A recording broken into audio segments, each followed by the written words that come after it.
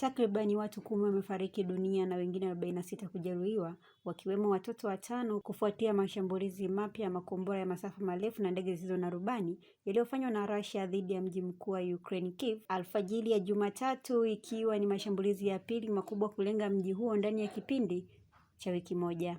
Mkuu wa utawala wa kijeshi wa Kiev, Tymoshenko, amesema vikosi vya uokoaji vinaendelea kutafuta manusura katika zaidi ya maeneo 20 yaliyoharibiwa, huku majengo ya makazi ya ghorofa nyingi katika wilaya 2 za jiji hilo yalipigwa na makombora na juhudi za kuwaokoa waliokwama chini ya kifusi zinaendelea. Meya wa Kiev, Vitali Klitschko, amesema makombora ya balistiki yaligonga majengo kadhaa na kusababisha moto mkubwa katika baadhi ya majengo ya makazi. Pia maghala na karakana za magari ziliharibiwa, huku picha kutoka eneo la tukio zikionyesha magari yaliyoteketea na vifusi vilivyotapakaa katika sehemu mbalimbali za jiji hilo.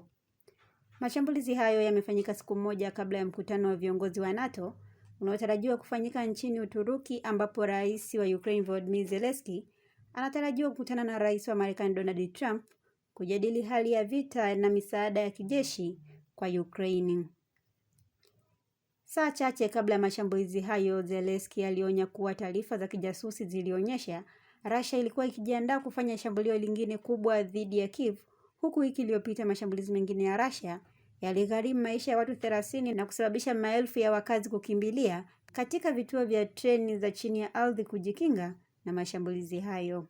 Ukraine imeshutumu Russia kwa kulenga kwa makusudi maeneo ya raia, huku Moscow ikidai kuwa mashambulizi yake yalielekezwa kwenye vituo vya kijeshi na miundombinu ya nishati. Wakati huo, Russia imesema hatua hiyo ni kulipiza kisasi kufuatia mashambulizi ya Ukraine dhidi ya vituo vya umeme na nishati ndani ya eneo la Russia. Wakati huo huo, mashambulizi yaliendelea usiku kucha katika eneo la Sevastopol lililoko Crimea iliyodhibitiwa na Russia, ambapo umeme ulikatika kwa muda. Kabla ya mkutano wa NATO, Zelensky amezitaka nchi washirika kuharakisha utoaji wa makombora ya masafa marefu na kuidhinisha ombi la Ukraine kutengeneza makombora ya ulinzi wa Patriot kwa leseni kutoka Marekani, huku akisisitiza kuchelewa kwa msaada huo kunasababisha kupoteza maisha kwa kuipa Russia nafasi ya kuendeleza vita hivyo. Endelea kufuatilia Mwananchi Digital kupata taarifa mbalimbali.